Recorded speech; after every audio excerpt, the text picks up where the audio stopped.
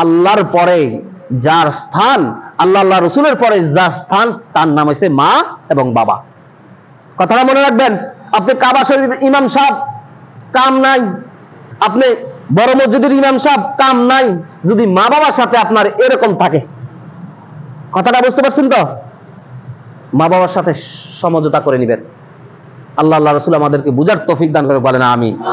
আর এখানে আপনার যারা ইউটিউব আমাদের এই কথাগুলা পৌঁছে দেন মানুষের কাছে, আপনাদেরকে অনেক ধন্যবাদ।